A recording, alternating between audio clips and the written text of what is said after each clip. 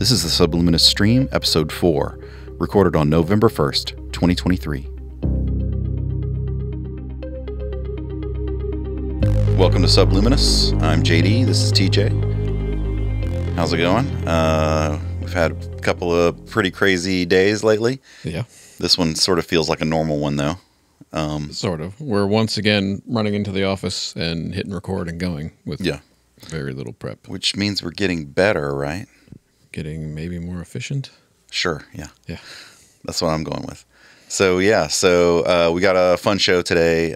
We're going to do a read from yet another book. This is the Sam Jagger series. TJ's already written one of these and published it. And then... Just double checking the sound here. Oh, yeah. So TJ's already written one of these and published it. And he has been working on the second book and wanted me to take a look at it and do some editing. And that was when I sort of... he had told me about Sam Jagger, but I hadn't really discovered Sam Jagger until I started reading this book. And then I think TJ's sort of rediscovering Sam Jagger. Is that true? Yeah. From this collaboration and all the other writing, I'm kind of not really changing much about it, but maybe getting deeper with the writing, definitely. Yeah. With some storytelling.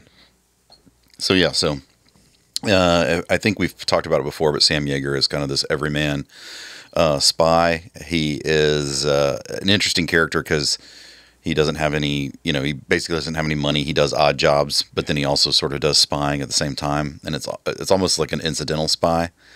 And it sounds a little bit slapsticky in comedy, but it's also pretty serious. Like, it's sort of like he's constantly having struggles, but then he's got to go like do some drywall to get enough money to get to the next place where he's got to do some more spying kind of thing. But it's all kind of really, to me, it's very approachable and endearing kind of spy novel because it's the opposite of what you would see in a typical spy story.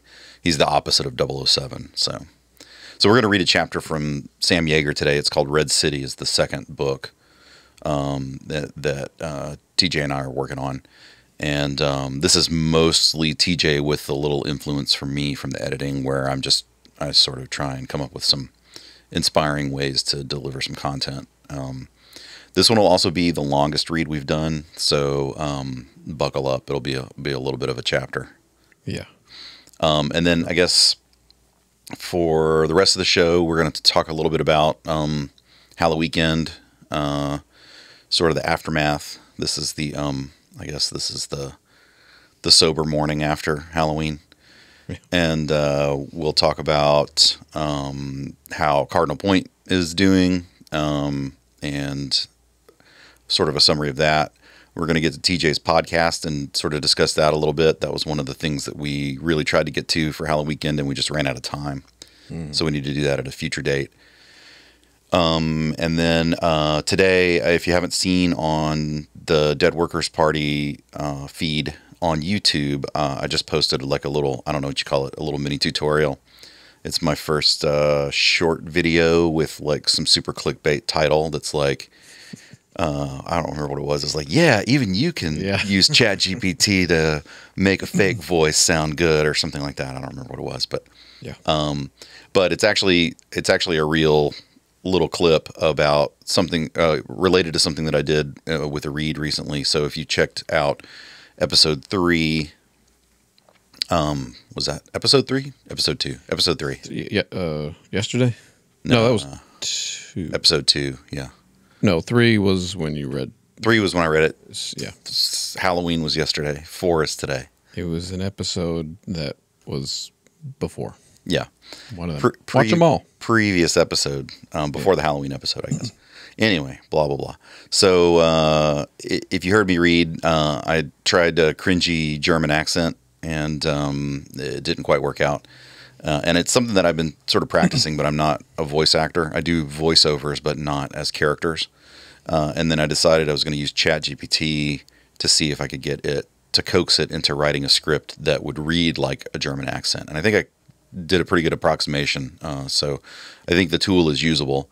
So if you want a chance to sort of check that out, you can. But we're going to talk about that a little bit, sort of what I did. And then I don't know, what else we want to talk about today.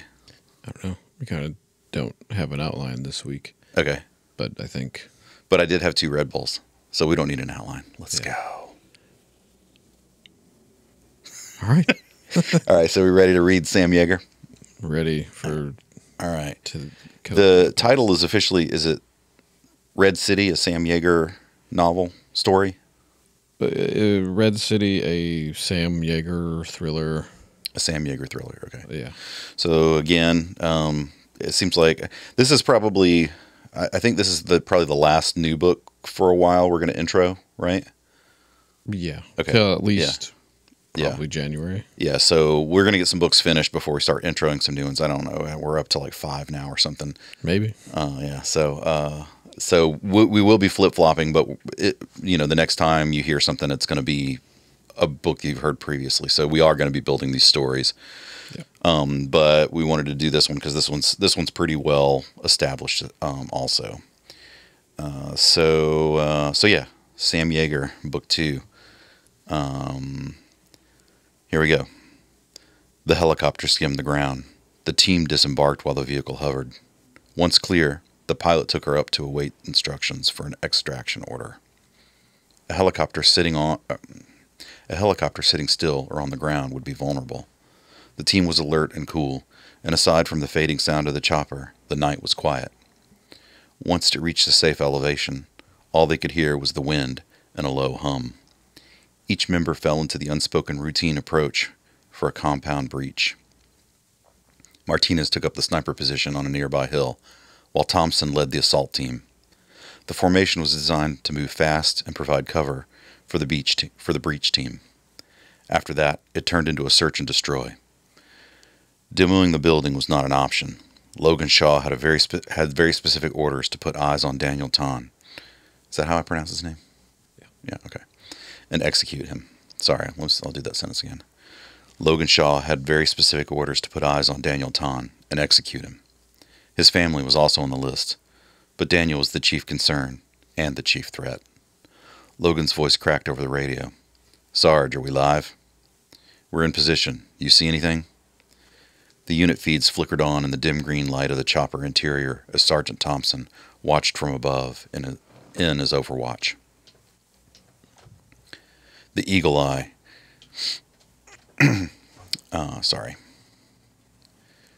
Sergeant Thompson watched from above in Overwatch. The eagle eye. It was practically their brand. "Copy, Logan. I got you. There's nothing on intensity, active or thermal. All IR, A, B, and C are clear. Nothing but trees and rocks. Proceed." The blue light of the feeds filled the cabin. The high-pitched whine of the helicopter air handler was the only noise as Sarge watched them move far below. Logan Shaw, head feed, dorsal feed. Peak DB 82. Location ping 26.963, minus 80, 0.09433. Parker was in Logan's front-facing feed. He was following at pace towards the door.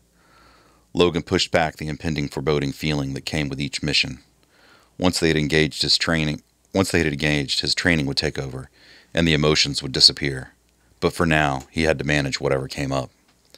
The unit stayed quiet as they moved towards the compound. House. It was a house, not a compound. This was someone's house with a family. How did everything get so fucked up? Logan's voice broke the silence on the headsets. "Martinez, status." "Martinez, 31702, head feed. Delta 1, dorsal feed, Delta 2, peak DB 96, location ping 26.963, minus 80.0943. Martinez replied, "It's quiet. Top feed shows nothing outside. Who knows what will come out of those windows, though. I suggest we stay low and approach from the north side for breach. Use those trees." Logan replied, "Agreed. We use the trees. But he's not going to shoot us. Not out here." Martinez didn't have an answer for that, except to go on the move. His camera feeds were bursts of movement, followed by extreme stillness. He was moving, observing, moving. If he got spooked, then he would sit still and look for an adversary. The job was to look first, shoot first, and remove any threats that revealed themselves before they could hit the breach team, and do it as quietly as possible. Logan replied when he saw Martinez in position. Okay, we are go. Parker, skip. 3:18:58. Head feed. What is that? I don't even know what that. I used all these Greek letters. So these little feed things that I'm reading, I think they read really well, but they might not do so well as vocals. They'll look really well in the book. Yeah. So they look really good. To explain to the audience what they are, it's like a little readout that's like the camera feeds and the data, of each one of these people, like location that's sort of getting reported up to. You just did Alpha, Delta, and Omega, didn't you? I don't know. Whatever the backwards E is. Oh. Epsilon? Yeah, I don't know. So anyway, that's his location ping and for his head feed and dorsal feed. The door rushed up to the camera in Parker's feed. He was fast. It took him about 15 seconds to breach after the order was given. It was likely that Daniel, whoever was in the house, would know they were there. The noise of cracking the door off the hinges was inevitable. But that would be relatively quiet and fast compared to a ram. Parker's voice hit the feed. Breach. We are open. Logan was his backup. He moved to the opposite position on the door, and Parker moved into the massive foyer. Luckily, there weren't any additional interior doors to get through. Parker again. Continuing to the next room. Logan, if we find them, what are we going to do? Logan. It's search and destroy, Skip. Do you need me to take the lead? Parker. I can hack it. Logan. Okay. Don't ask again. The audio was amped way up, compressed to 65 decibels, then suppressed for anything above that. The audio was also converted to a visual feed in their HUDs. Daniel was quiet, but not supernatural. They would hear him before they saw him. Logan scanned the darkness, trying to discern any sign of movement or danger, but the shadows remained still. Everything in the room remained pale green, of a neutral background for his night vision system. He desperately sought any other color, red, blue, or yellow, anything that could be alive, a person, a rat, a roach, anything. A soft creak from the floorboards above echoed through all 5 feeds. Martinez, did you hear that? Logan, we all did. Stay sharp. We are not alone. Keep quiet until we engage or are engaged. Daniel was here. He was sure of it. He could strike at any moment. He couldn't let emotions distract him. Still, he could taste the anxiety of his team. There was no training that prepared them for a confrontation with Daniel. The outcome of this mission was fucked. Success meant failure, and failure meant failure. Only his father could conceive of such a lose-lose situation. There was a lesson here somewhere, but that was equally lost on him. The only way forward was kill Daniel, and add that to the list of reasons to hate his father. Martinez. Without warning, a shot rang out. Martinez fell, and his front camera feed went to static, then offline. Logan thought, headshot. The rear camera watched shadows lunge across the ceiling and then disappear. Logan looked back. Martinez was lying face down, and a black stain was spreading across the floor as his heart pumped the blood out of his neck. He would be dead in seconds, if not already brain dead. It was hard to see the wound from this angle. The shadows that were in Martinez's feed were gone. There was no signature, just the noise and then silence. There was no one there for Parker or Logan to attack. Logan responded, "Keep moving." Martinez was gone. Parker was spooked. Bills and Rao. How do I pronounce that? How's this Bill? R-A-O? R-A-O? Rao? Yeah. Rao. Bills and Rao were pulling up the rear. He realized too late that... It's been so long since we read this prologue. I don't know if I've ever said it out loud. Bills and Rao were pulling up the rear. He realized too late that 5 might not be enough. They should have bombed the house, but Daniel had survived plenty of flattened buildings. There was only one path. "Hey, Logan, you okay?" Sergeant Thompson asked, breaking Logan's train of thought. The grizzled veteran had a voice like gravel and years of experience in combat operations. He wouldn't break the silence for no reason. He wouldn't break the silence for any reason. I don't know why I left that. So typo. Logan nodded, trying to push his doubts aside. "Yeah, just thinking Martinez is gone." Sarge responded. "Yeah, I see the feed. What's the mission status?" Logan thought. There was no way to abort now and not lose everyone. They were in Daniel's house. He said, "We are still go, Sarge." Parker broke in, his voice all nerves and excitement. "I won't let you down, Logan." He had been recruited from the security sector after a dishonorable discharge from the military, and he was desperate to prove himself as a soldier. Logan couldn't help but feel a pang of guilt for involving Parker. The group had been handpicked by his father for their loyalty and skill. They all relied on him to lead them, and he had already lost one. He had already lost one to this trap. The mission was simple: eliminate Daniel Tan's family and force Daniel to sign over his shares and ownership of Red City. Easy, no big deal. Except this was Daniel. The thought of betraying him felt like a knife in his gut, and Daniel was extremely dangerous. The thoughts only took a second or two, but Logan felt disoriented and his mind snapped back to the present. He answered, "Okay, Parker, let's get this done." Logan trailed behind Parker, watching the young man move stealthily through the darkness. He couldn't help but feel a sense of foreboding. They were deep in the mission, and the fear would not abate. "Remember, stay sharp and stick to the plan." Logan whispered the final command, his voice low and tense. "We don't know what we're walking into." The remaining four meticulously searched the dark, shadowy corners for any sign of Daniel or his family. Logan and Parker took the upper floors. Bill and Rao maintained the rear and stayed downstairs. The oppressive silence was punctuated only by the sound of their labored breathing and the occasional distant crackles, native to old wooden houses, amplified by the audio feed. Jumpy was the feeling, and Logan hated feeling jumpy. They entered the master bedroom, and Logan noticed the door to the closet slightly ajar. His instinct screamed that it was a trap, but he knew that they couldn't afford to leave any stone unturned. "Parker, cover me," Logan ordered, as his voice barely above a whisper. Bill's. Logan heard a pop as Bill's went offline, likely another headshot.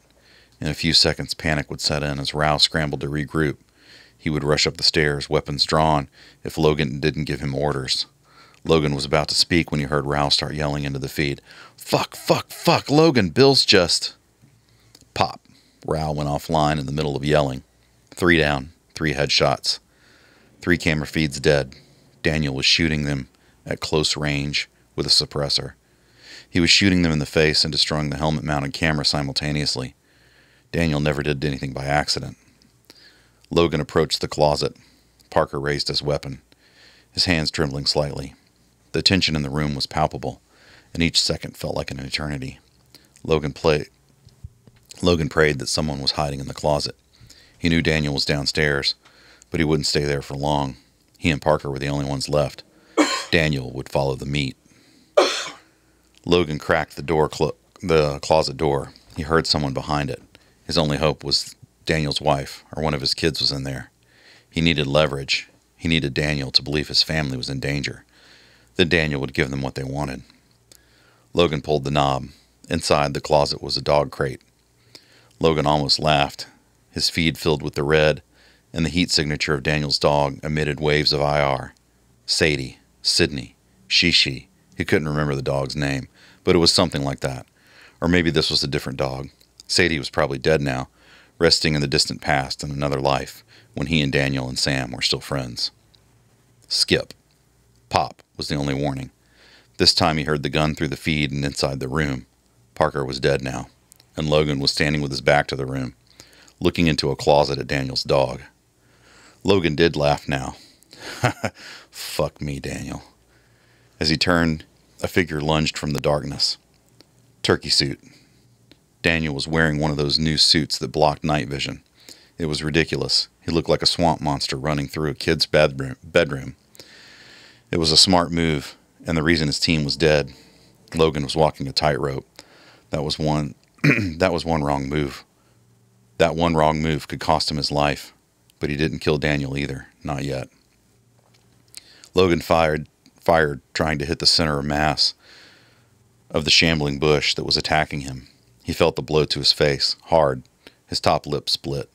His nose felt the sharp pain of a break. Logan went down and fell backward into the closet. Daniel caught him off guard and on poor footing. But he wasn't dead yet. So that was a good sign. He was looking at Sadie in her cage and decided he better get off the floor. Logan jumped up and turned to face an empty room. The swamp monster was gone. Nothing but pink walls and rainbow unicorns. He ran out of the room. Hey, I just realized there's a mistake here. Oh. I said we go into the master bedroom, and this is like a kid's bedroom. So we probably should change that. Yeah. I'll do that in a minute. Logan's footsteps echoed through the empty hallways as he chased after the shadowy figure, adrenaline pumping through his veins. As he turned a corner, he caught a glimpse of the attacker, who seemed to be leading him deeper into the house. "Logan, where are you?" Thompson's voice crackled through the headset, sounding increasingly desperate. There was no team left. Daniel had eliminated everyone in a matter of minutes. "I'm in pursuit. I've got him cornered," Logan lied. "Time to abort, man. We've already lost too many. You're the only one left," Thompson warned. Logan ignored Sarge as he continued his pursuit. Daniel kept just out of reach, and Logan kept following further into the dark maze of hallways, driven by a desire for vengeance. It burned in his chest, urging him forward beyond all reason and caution. Logan found himself in a dark room. He glanced around. It was filled with books and shadows that seemed to dance and shift with every movement. A library, or maybe it was an office. He could feel the attacker's presence, Daniel's presence, a dark, malevolent force lurking just beyond his vision. "Show yourself, Daniel," Logan shouted, as his voice echoing through the room. "You can't hide forever." As if in response, the shadows seemed to coalesce into a single figure, and Daniel stepped forward, blazing like red sunlight. He must have shed the turkey suit. His eyes looked like blue light, filled with a cold, unyielding rage. Suddenly, his visual feed was bright white. Daniel must have flicked on the light. Logan flipped the ocular away from his eyes. "Logan," Daniel snarled, his hand on the wall switch. The suit was piled on the floor. The swamp monster was dead, and Daniel was standing over it, his voice dripping with venom. "I should have known it would be you." "Daniel, you killed my team." It came out like a question, but Logan had intended it to be a statement. He was struggling to keep his voice steady. "Do you honestly think I would let you slaughter my family without a fight?" Daniel spat, his voice cold and unyielding. "You've always been a pawn. You never play your own game. Instead, you play his twisted game."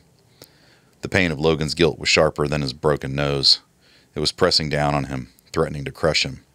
But he couldn't afford to let his emotions cloud his judgment. Not now, when so much was at stake. "We don't have to do this," Logan pleaded, strained and desperate. "We can find another way." "You made your choice when you walked through my door," Daniel replied, his voice low but furious. "Die with the consequences." Logan didn't need any more warnings. He lunged forward, his knife flashing in the dim light. Daniel barely managed to sidestep the attack, the blade grazing his arm and leaving a trail of warm blood in its wake. It was a weak cut, but Logan needed it. He needed to feel Daniel wasn't immortal, impervious. The two men circled each other, each searching for an opening. Logan's guilt and regret became a handicap. "Daniel, please." Logan gasped, his voice hoarse with exhaustion. Daniel replied with a snarl of hatred and silence. Logan knew that he couldn't let Daniel win, that he had to stop him before any more lives were lost.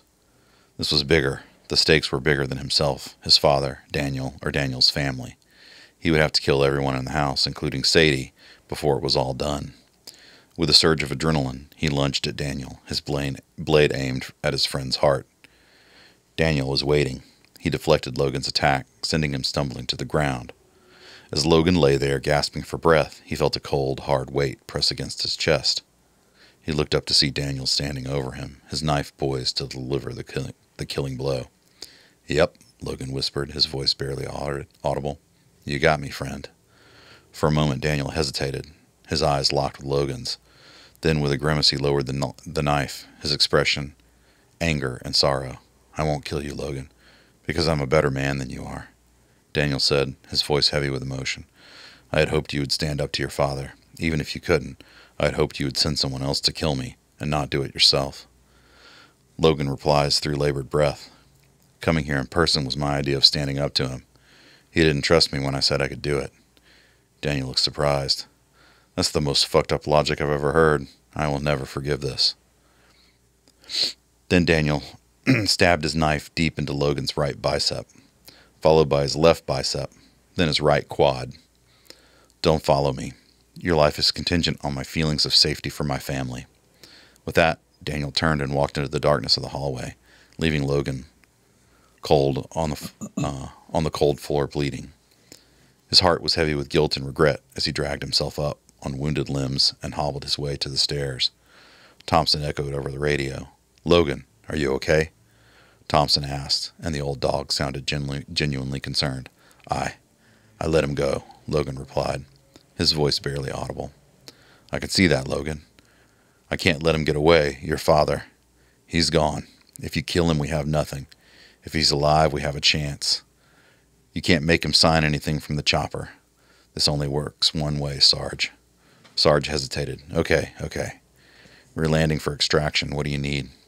"He fucked me up pretty bad, but I'm headed that way now." Logan trudged back to the extraction point. His mind raced with the weight of decisions past and future.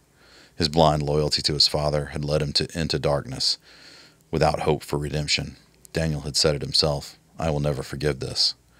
On return to base, Logan knew he would have to face his father, which might possibly be worse than the terrible truth of what he had done. He was nothing more than a pawn in his father's ruthless game. Daniel had spit the truth in his face, and now he would answer for the lives and the mission he lost. He hesitated outside his father's office, heart pounding with fear and fresh anger.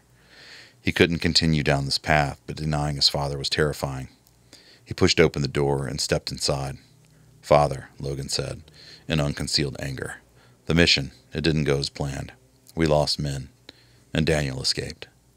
His father's eyes blazed and cracked with redness. A dangerous edge crept into his voice. "You let Daniel escape?" "The mission was clear, Logan. Get the documents. Then he was to be eliminated." "I know, Father, but we lost Martinez, Skip." Logan stammered, then hung on the list of names, unable to look his father in the eyes. "They were good men, and they died for paper." Mr. Shaw leaned back in his chair, calculating, doing the math. As was expected, Logan. What matters is that we find Daniel and end this. There are no steps until that is done. Logan felt shocked at how unsurprised he was to see his father's reaction. "You don't even care who we lost, who was loyal enough to die for your cause." "Soldiers, Logan. They wouldn't be any good if they weren't loyal," he replied, emotionless. "They knew the risks. I think they understood the task better than you do. We need to find Daniel and recover what he took from us." Logan clenched his fists. "Where do you suggest we look, Father?" "Sarge said he was moving south when you let him go." "My top suggestion is Red City," Mr. Shaw said without hesitation. "Jaeger and Daniel left a fortune there in cash and bullion. They plan to use it to fund their operations. We need to recover those assets while there is anything left." "And how do we do that?" Logan's voice audibly shook. Mr. Shaw raised an eyebrow at that. "Logan, you'll infiltrate Red City and gather intel. We can't risk that place being destroyed. Locate the stash and signal an extraction team." Logan brushed his hands as if they had invisible dirt, and then showed his empty palms to his father. It's as simple as that," Mr. Shaw said next. What Mr. Shaw said next made him Mr. Shaw. "Well, yes, the moves are simple, but the game is complex. Somehow you have always had it backward, and I've never been able to get you to turn it around. Luckily, your faith in friends and divided loyalties are starting to peel away. That is my gift to you, and in return, you will deliver Red City." He looked at his father. The weight of his words stung. Logan had been played even in failure. He was being sent back to the monster's mouth, but this time he would be alone. He left his father's office, and Logan knew that the path he was being forced to walk was dangerous. Absent the choice of friends, he could only deliver or die. There was no way out.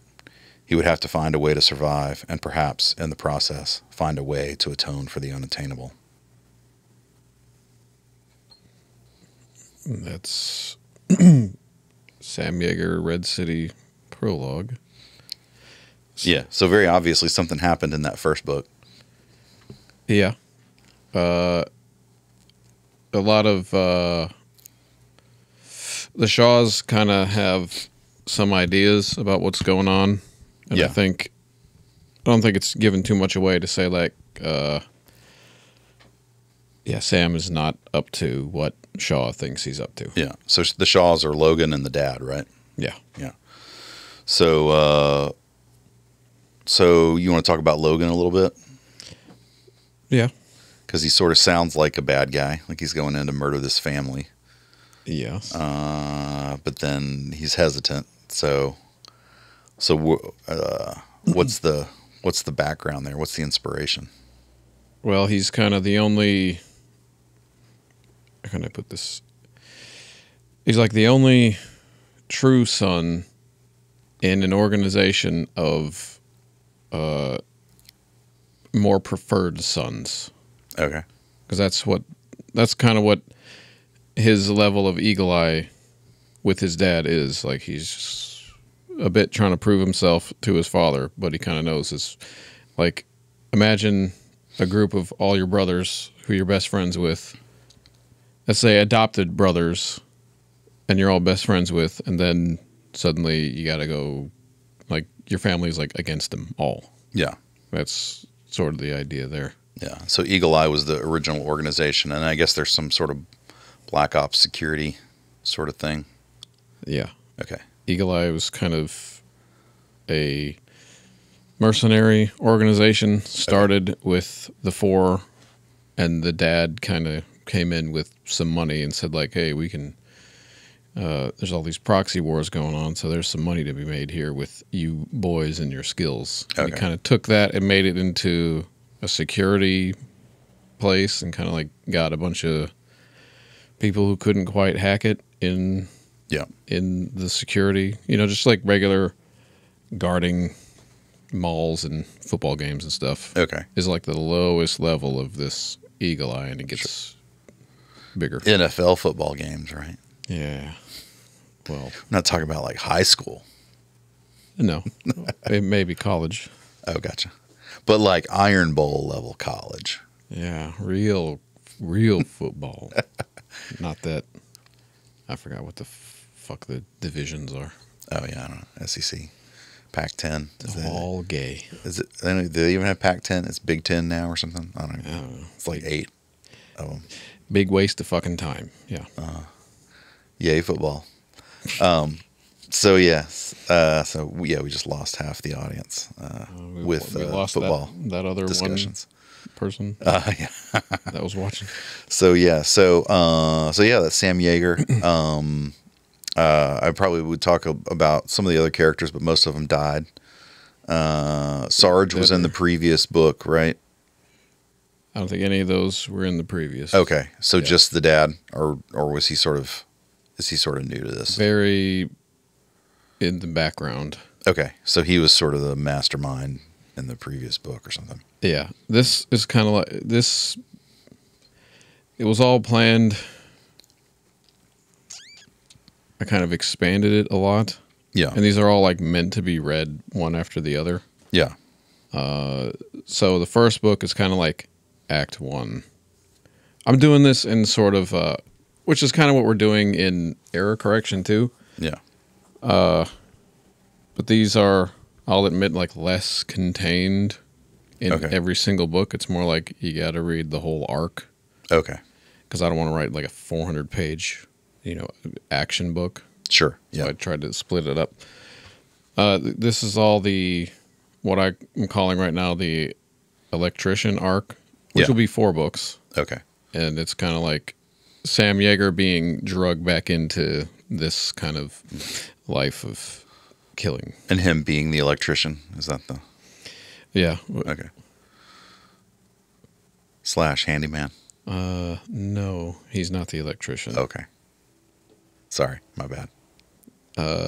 Someone else is the electrician, and they're... Gotcha. He's the drywall guy. Yeah.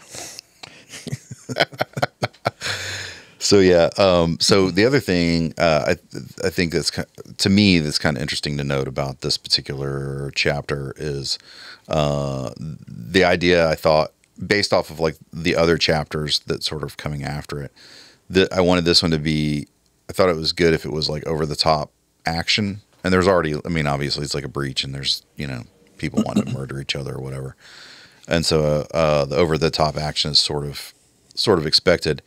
But then what I like about it is then like the next chapter is like, I'm going to spoiler it a little bit, but it's like Sam Jagger's van broke down, right? Yeah. And so like to me that having the like super high tech, like totally unbelievable, like Mission Impossible crap. Yeah. And then the Shaw's like they're doing their operations in Red City. Yeah. When it's just, and the next scene is like, well, I don't have any money, so I got to walk to this hotel and do their sheetrock to maybe repair my van that I stole. Yeah, his van rolls in on fumes, and it's, you know, you can almost hear the like custom like horn going "Brr, brr, brr, brr, brr, brr, brr, brr, brr, brr, brr," or something, you know, like it's just, I don't know, to me, really drives home the point of like what's fun about Sam Jagger. Yeah. So I think it's a little bit hard to see with the first chapter. You kind of want to go read the next chapter, but that was like 30-minute read. So we'll do Sam Jagger. Yeah. We'll do a chapter with Sam Jagger next, the next time we read it. So maybe in a couple episodes we'll pop Sam in there, and I think that'll kind of drive home the whole point of the book. Suddenly there's 5 watching. Yeah, it's because I did the horn noise. I just keep doing that the whole thing. Now there's 2. Yeah, who knows? What? Why aren't you watching? I don't know, man. Hey.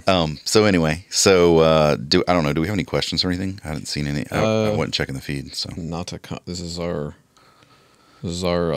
sorriest show so far. Yeah, no YouTube live comments. All right. So we quit. Yeah. Sell everything. Yeah. So Sam Jagger. What did I say? Oh yeah. So can we like switch gears and talk about this ChatGPT thing? No, we only talk about my shit. Oh yeah. So let's keep talking about Sam Jagger. ChatGPT, or the language or the accent thing. Yeah. So I tried my German accent. I didn't feel comfortable doing it. Yeah. I think my original prediction was that my fake German accent would be 40% cringe, but as I was listening to myself, I thought I hit maybe like an 80% cringe, and that was just over the threshold. So I have been kind of working on this concept of what can I do to improve my German, and I went through this whole process, and I found this video online that this young lady made, where she's a German from Munich, and she has her own YouTube channel, and it's sort of like a lifestyle channel, but one of her videos was like a little tutorial on how to speak with a German accent, but in English. And so because I found that, I was like, okay, well, I'll just use her tutorial and I'll teach myself how to sound like a German. But it didn't seem like it got quite far enough. It sounded almost like it was me, but sort of German sometimes, but then me again. And so then I had the idea to take the transcript from her tutorial and put it into ChatGPT and have ChatGPT list the rules. And so ChatGPT lists the rules and gives them back to me. And then I was like, okay, we'll take these rules, and then I'm going to give you a piece of text, and I want you to type my text phonetically and give it back to me so that I can read it and it sounds German. And it actually like worked. Like, I was super surprised about this. And so so I did a little video about it today and launched it like right before we came in here and put it up. So if anybody's interested in seeing that, or if you want to sort of see the whole, I sort of gave you a mystery puzzle. I guess I could have done it all in one video, but if you want to go listen to the chapter where I read in bad German and then read in my normal voice, and then go listen to the better German, the ChatGPT-Enhanced German, fake German, I guess. I keep saying it's German. It's not like it taught me a different language. Well, yeah, the accent. Yeah, the German accent. It's like you still had to do it. Yeah, I still had to read it. And in the video, the video you put up, it sounded really, really good. Yeah. And so yeah, so I do a little test in there, and you can hear my second, version, the ChatGPT-Enhanced, I guess, fake German English voice. Your ChatGPT wrote a phonetic script. Yeah. And now I've got a tool where I can just plug it in, and it'll give me fake German anytime I want. Phonetic? Phonetic, yeah. Phonetic. Yeah, from the Phoenicians. So, so anyway, I thought that was kind of cool. And then I was thinking, I play Dungeons and Dragons like every Sunday. I could probably go and create like different personas that are spelled phonetically, right? And so then, I could have the guy that sounds like he's from Northern Ireland. I could have the guy that sounds like he's from wherever. And you could even have it where you sort of type a story and then have ChatGPT change the language a little bit to match like what that dialect would be. You'd probably have to edit it because ChatGPT sometimes, like if you tell it to get creative, ChatGPT is like, "Oh, they're after me, Lucky Charms," and you're like, "No, like back it up a little bit, dude. That's a little too much, right?" So Yeah. yeah. So ChatGPT can get tropey, but the fact Can that only do what you ask, Dave. yeah, exactly. But the fact that it can sort of massage the language, but also the way that it's spelled so that you can read it a certain way seemed pretty powerful to me, especially if you're trying to train yourself to do other voices or use that tool. So anyway, I thought like budding voice actors or DMs or even people that just want to read stuff, it might be kind of cool to try out. Yeah. Language is what it should be good at. Yeah, exactly. It's almost. I'm surprised. I haven't seen anybody else do that, and so I'm kind of surprised it hasn't happened yet. And maybe there's somebody out there. If you see another tutorial like it, let me know because I'd kind of want to check it out and see what other people are doing. So yeah. If you see that, hit us up, send us a direct message or whatever. Yeah. We do have a couple comments. Okay. Brandon Hooper. Hi. Howdy. Team Craftable says hello twice. Yeah. And how much does it cost to do all of this? Everything in our life? Oh, not ChatGPT. Probably he's talking about the stream. So let's see what we pay, like $10 a month for the restream. Yeah. Is that right? And then we have a whole bunch of gear that is basically, so TJ and I produce and edit videos as a job, as one of our jobs. Yeah. And so we maintain a lot of gear. TJ has an office that he rents. And then often, I try to also often hire TJ to come on jobs so that he can pay rent so that I can then come and sit in his studio and record videos. So it's all super messy. Yeah. All these mics collected over years. Yeah.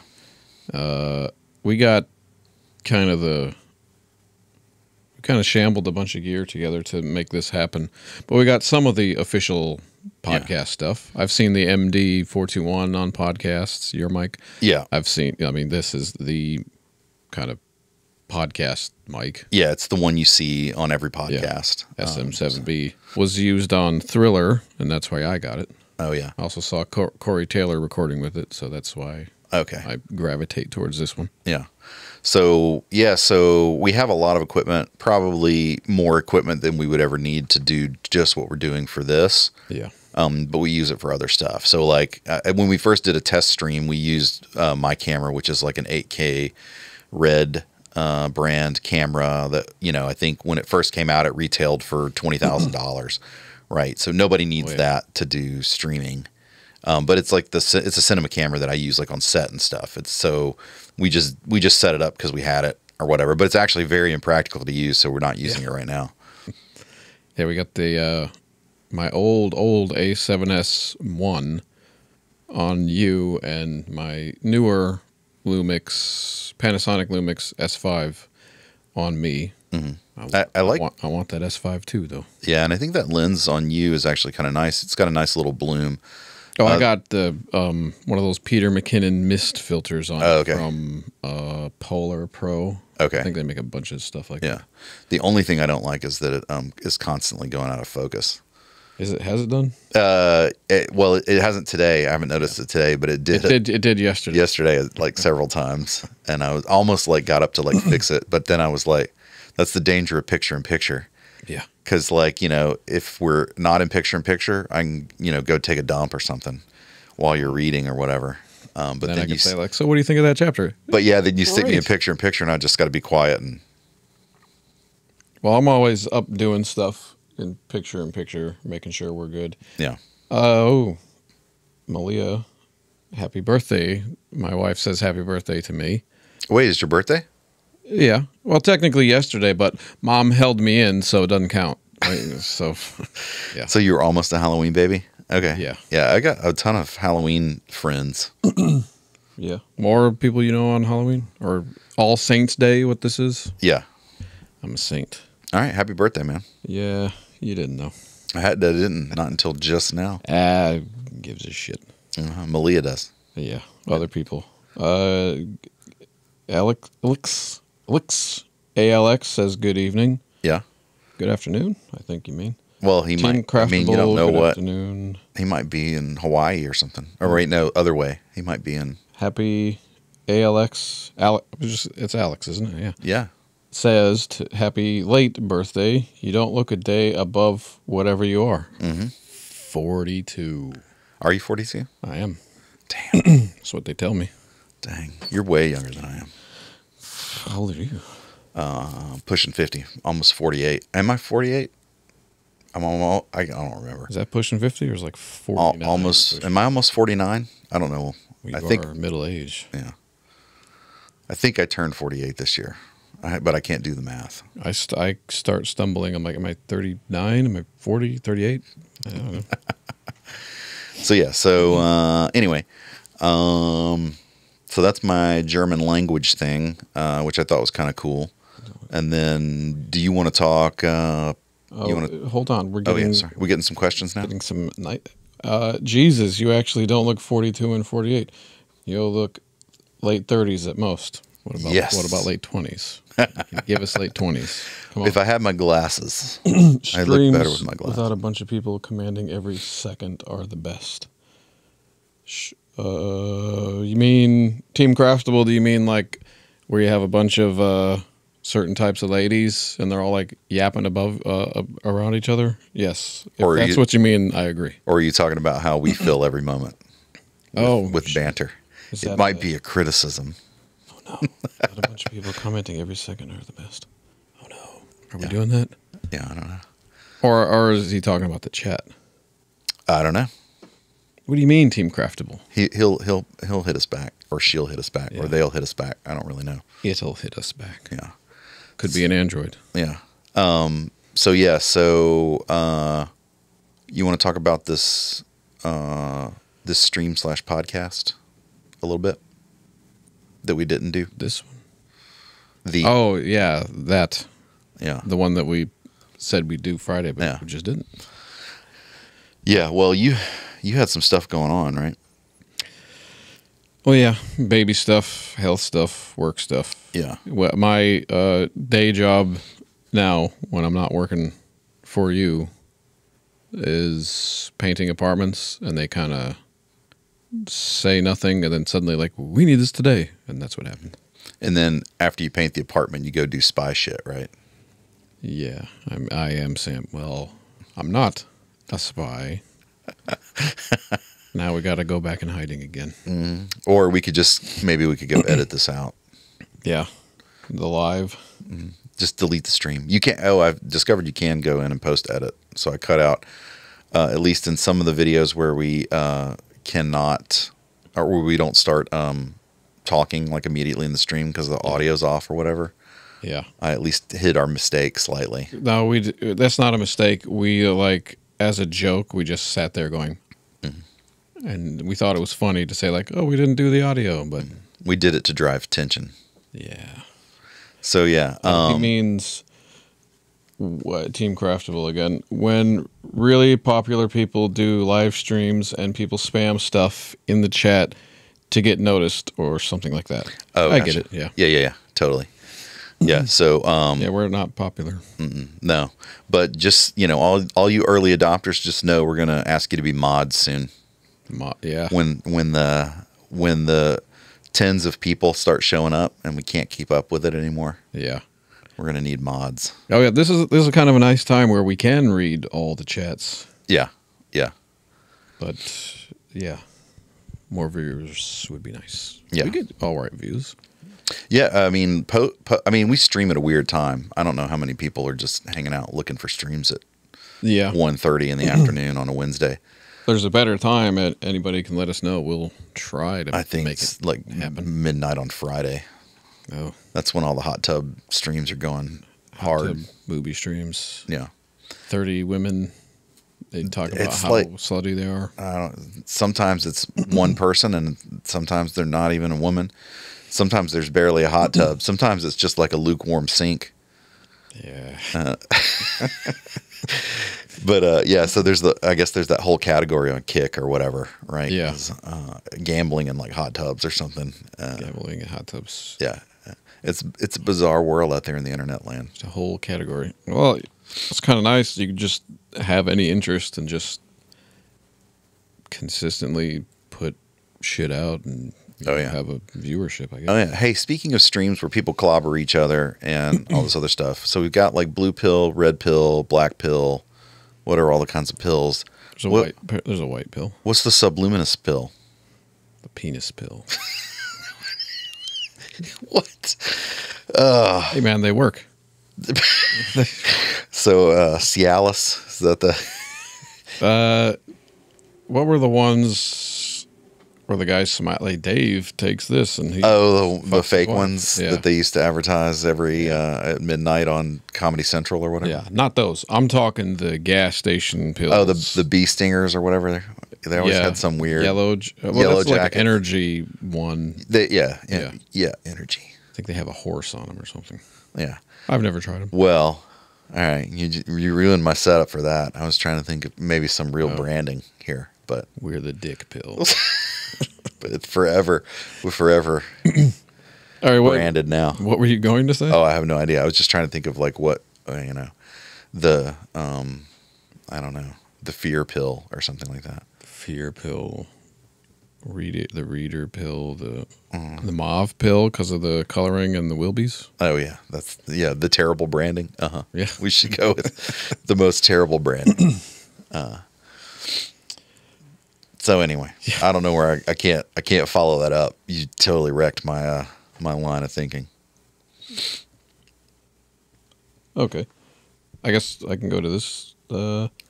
Diffuse asks, I'm guessing you guys have already answered this, but as an old DWP fan, I was wondering what the plan was for this channel. Wishing you guys luck in retaining as many old subscribers to the channel. Yeah. So I mean, this is the plan for now. I think I talked to Brent and told him, hey, we're on the channel doing this stream with writing.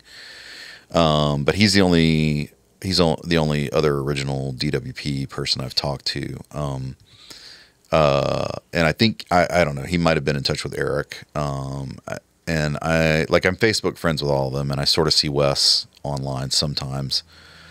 But haven't really discussed anything. But I think probably if I reached out to them and said, hey, let's get everybody in a room and do a stream and just talk about shit, that we would probably do that. And I know Eric's got his own thing going on. I guess he's got kind of a pretty successful thing going on where he's digging up old movies from like the 90s and stuff that he made with a partner of his, Daryl. And I don't know, I think it's called the Eric and Daryl Show or something. I don't remember what it is. But they got some of their footage was used in like a music video recently because they needed 90s style stuff, and that's like what they had of like kids doing crazy stuff in the 90s. And so they've had some success with their talk show kind of format and everything. So I know he's doing that. I'm not really sure what Wes is up to, but yeah, I mean, everybody's still kicking it. I play Dungeons and Dragons with Brent on Sundays. And then, like some of the people that you didn't see on screen, like Will, he lives in a different state, and, people having kids and, getting jobs and doing other stuff. So it just sort of really depends on what everybody's doing. But yeah, I think it'd be kind of cool to have at least some people drop in and be a guest or something every once in a while. I've seen a lot of shouts for Control Point I've seen a little bit of. I've seen some people mentioning In Search of Diamonds. You know, none of the really old listeners would be. I guess they would be the World of WoW, which was like our first sort of stream podcast thing that we did, which was the World of Warcraft. Which nobody like. It was funny because we called it that, and then everybody like sort of made fun of us for it. Like they were like, "Why is it the World of Warcraft?" And then that South Park episode came out where they made fun of the World of Warcraft, and then people started searching it. I think that might have been the first like sort of big bumps we got where people started discovering us just accidentally. Just look. Yeah, and then so then after that was CP. And then after CP was Minecraft and the Shaft. And now it's whatever this is, subluminous. So Subluminous. yeah, so yeah, it'd be cool. I think it'd be cool to get Eric and Brent and Wes together, and maybe any other guests or whatever that we had previously. At least, you know, for one day. So I'll work on it. I'll reach out to him and see what we can do. Yeah. But I guess for now, this is what it is. Yeah. I mean, I just meant like, you know, it can come on the channel or whatever, but Subluminous is going to keep reading books and talking about books and, you know, releasing new chapters every week. Cause that's what we do now. But yeah, so did we talk about the podcast, or did you keep making dick jokes to avoid the subject? Well, you asked me what pill we were, and oh yeah, that was my fault. I had to say it. Yeah, that was my fault. So yeah, so I think schedule wise, we sort of missed the boat. So I think maybe we can try and do it again next week, something like that. Yeah, try and kick it off.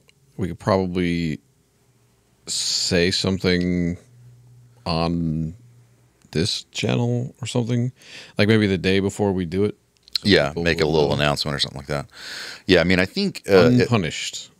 Unpunished. Yeah, and so I think Unpunished is. It probably feels like a podcast vidcast to me. It's one of those things that I think people would go look and then want to stream a bunch of, or want to download a bunch of episodes and listen to them like on a car ride or something like that. So I don't know how big the stream could get, but I do think it'd be it's worth streaming to me, just because streaming seems a little bit easier, because you can stream and then you can take the content and edit it or not edit it or whatever you want to do. Sort of editing the bulk of it on the fly if we stream it. Yeah. Yeah. So I think that format works, and then if it doesn't, we'll switch it up. I do remember sort of the old school podcasting method was just a lot of work to get just a podcast, and you've got all this music and all this other stuff or whatever. And I don't even think audiences really want that stuff anymore. Like, I put logos and music and stuff and in even the content that we have. A lot of times I'll do that like when I'm uploading like a little video or whatever, but I do it all at the end so that because I know nobody wants to watch it but me. So I leave the logo and the music in there in case somebody wants to, watch it. But I feel that most people probably drop once the story's done. Yeah. I think a 10-second intro thing is plenty. Yeah. Even really 10 seconds is long. Yeah. I mean, when they can't fast forward the stream and they just want to get to it. Yeah. Yeah. That's why I think I've talked about this before, but that's why the Charlotte Dabres of the world are always like, "Hey everybody, welcome back," or whatever, and they do the we just say welcome to Subluminous. Yeah. This is that, and he is he. And nobody wants to be guilty of doing the millennial pause. I think I still don't really understand did I just do it? No, millennial pauses.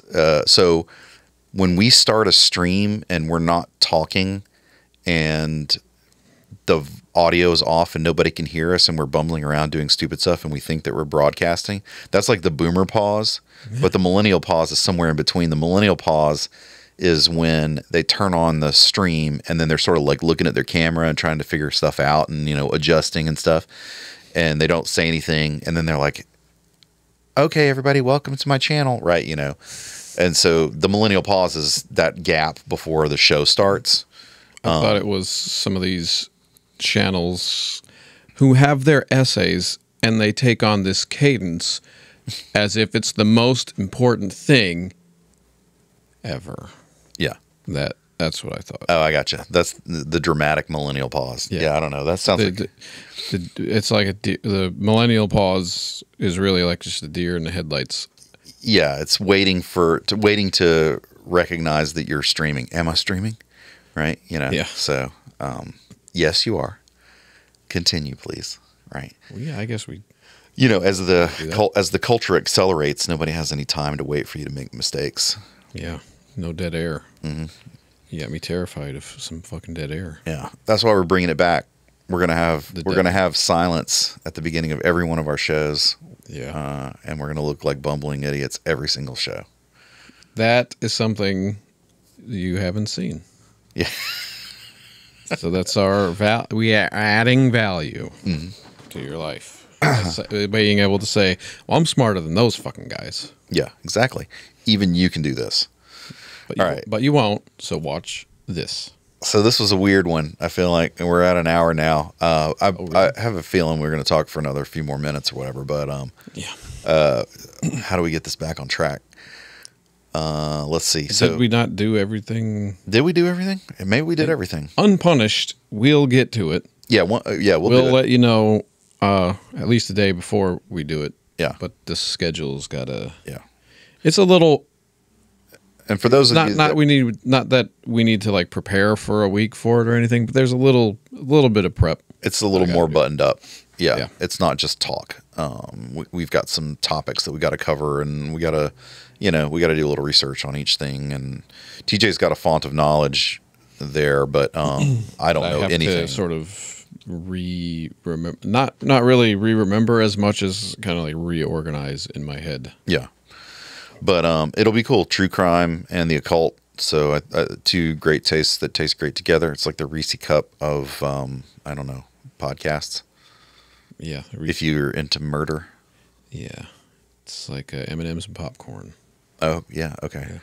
Yeah. I always do milk duds and popcorn. Do they have milk duds? Sometimes. I guess we can sneak milk duds in. But then it's like you get popcorn stuck in your teeth and you get milk duds stuck in your teeth. I also thought of movie reviewing, but then it's like, this fucking sucked. Oh, yeah. What do you want me to say? Yeah, I don't know what we could do that, like, red letter. We'd have to review old movies. There's no way we could review anything modern. Eyes Wide Shut. Or recent. Well, that's modern, but I just mean, don't get me wrong, there's some rare gems that are coming out, but it's you would consider Eyes Wide Shut modern? No, it's not modern. Okay, what was? I think it's the end of the classic era, right? It's like the last Kubrick film. Yeah. So, but that's I don't know. It's subjective. It was in the teens. What year was that? 99. Was it 99? Oh yeah, June definitely 27th, 99. Yeah, it's definitely not modern. I mean, may as well be ancient. May as well be 20 fucking. May as well be like a early Tarantino film or something. Yeah. There's some of this goetic Freemason stuff in a lot of movies too. We can talk about. Sure, yeah. So what TJ's getting at is that the Unpunished podcast, there's always going to be like some conspiracy theory sort of stuff that ties into the occult because for whatever reason, all the people that like to take over and control the world also like, they like to be in the cult as well. So, yeah. And then I guess where you were going with that was sort of Eyes Wide Shut has some occult leanings in its tie-ins or whatever. Eyes Wide Shut, Spielberg, some Avengers, fallen angels are the gods. They're trying to make you worship the fallen angels instead of Christ. It's getting... And I mean it. Mm-hmm. Things are getting weird with TJ. Thor, come on. Yeah. So, so some future date, maybe next week, we'll hop on that. But in the meantime, we're still going to keep doing subluminous streams. Oh, yeah. And did that just remind you of something? Yeah. another thing is it's NaNoWriMo, and I'm participating in it. On the post box of the free write thing, I'm already number 32 ranked in word count. And I'm going to blow their dick off when we're done with this stream. So, yeah. So, can you explain a little bit what NaNoWriMo means? National Novel Writing Month. A bunch of writers just get together for the month of November. Yeah. I always don't shave for November also, but that's more, that just happens. Gotcha. Get together and write 50,000 words in a month, which we can do, but a lot of people can't. Like, I think we're pretty Prolific. I was going to say Can a team write, or do we need to be like doing separate stuff? How we do it, it won't really, like, personally, I think, like, yeah, you'll get the 50,000. If we do what we're planning, you'll just in the editing get to 50,000. Sure. But my stuff on the free write, you don't touch it. Oh, so gotcha. We'll kind of know if we've both done it. Yeah. What are you saying you wanted? Oh, no, I was just trying to think if I could, I'm trying to think of, I know what your style is. You're like the power lifter. And so I think my style would be the don't do anything and then see how much I can get done in some small amount of time, fueled by Red Bulls.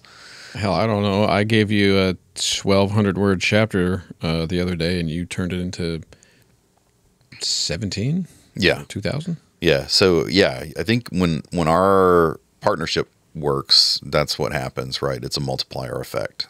Yeah. And I've seen that happen with a couple of things where you give me something and then it turns into like 3 chapters and they're all like 2,000 words a piece. Yeah. You know, so yeah, certainly we could do that. But yeah, mostly I just like to fantasize about writing a bunch and then not actually doing it. Yeah. And I do nothing for a week and then 10,000 in a weekend. But this is kind of a chance to make it a daily habit and kind of not pick a time to do it and not let other things get in the way. And a leaderboard is like a good motivator. That's a good idea. Maybe I should start. I can get up a little bit early in the morning and knock out 500 words or something. Yeah. I mean, you can go, I think you can still register on their NaNoWriMo website. Okay. All right, cool. Just put it up I'll there. go take a look, see what I can come up with. A lot of people bust out like 16,000 words in the first week and then kind of just drop off. Okay. It's sad because if they can keep up that momentum, They'd have a book. Yeah. Yeah. All right, cool. Well, I think this is a good one. I did want to just mention to everybody, if you like the stuff they were reading, if you've got a particular book that you want to hear more of, let us know. So, I know we threw a bunch of titles at you for these first 4 or 5 streams. Yeah. But we're going to start, now we'll start circulating. So we're going to go back to the beginning. We'll do some more, Cardinal Point. We'll do some more, what's the other one? Error Correction. We'll do some more Sovereign in Hell. We'll do some more Sam Jagger. Is there anything we're missing? No. All right. And Cardinal Point is up on Kindle Vella now. Yeah. And I think soon we'll be having some pre-orders. Yeah. Whatever's the readiest. Yeah. But I think the actual releases will be starting in January. Yeah. Yeah. I think the main goal is Error Correction probably is first. So we'll kick it off with Cyberpunk, and then we'll see what happens next. Yeah. Before Christmas if we can, but most likely January. Yeah, after my read of A Sovereign in Hell, I got super pumped about it and started writing some more stuff in between all the other stuff. So I don't know, maybe I can start getting that into that one's just been a long labor. So we'll see how it goes, but it'd be kind of cool to get that one out. Well, that one you're kind of sitting down and writing a finished piece every time almost, aren't you? Yeah, it's kind of an old school. I forgot who did the they're, they sort of have different styles of writers out there. People that are into editing and creating like sort of a finished chapter one at a time, and then there are other people that do multiple drafts or whatever. And this one is not a draft based. Like if if I go back and edit, it's usually very little. Because I keep rereading while I'm writing whatever writing session it is until I get what I want, and that it takes an inordinate amount of time. But when you're done with the chapter, you can pretty much move on. Yeah, and maybe change like little things here and there. But yeah. So anyway, I think people edit too much. When I hear about the 10 drafts, the 15 drafts, I'm like, you're not writing the same book anymore. Yeah. Yeah. 3 is good. I did that with Space Princess Maggie, my children's book. It was a totally different book by the time I was done, but it was a much better book because I think I was a little bit insane when I wrote the first draft. And it was because my daughter had just been born and I had zero sleep most of the time. And so I do think that there are times where if you are being self-critical, sometimes it's true and it works and that kind of thing. But yeah. So anyway, yeah. If you're hearing some books that you like or hearing some chapters that you like, let us know. You can put it in the comments. You can send us a direct message. We're on Facebook. We're on Twitter. We're on wherever. You can find us. You can find the Subluminous books on TikTok. We're there too. Yep. But yeah, reach out, let us know, and we'll keep posting shorts in between, and hopefully we'll be coming up with some new tools and things to talk about too. I wanted to reach out if you're a writer and you're interested in this from a writing perspective, and you want to talk storylines or something like that, let us know, because it'll always be cool to have a discussion. And we're going to try and get some guests in too as well, some people that we know that are doing some writing and stuff also. So TJ is looking around to try and figure out where we might place them in this tiny office. Yeah. But I think everybody, we'll just do it like one of those valuetainment podcasts or streams, and we'll just have somebody sit on our lap. Yeah. So you said that so like deadpan and sincere. That's what I was going for. Like, huh? I almost had you. Yeah. All right. So yeah. So keep in touch. We love you guys, and we'll see you next Wednesday. Next Wednesday. Later.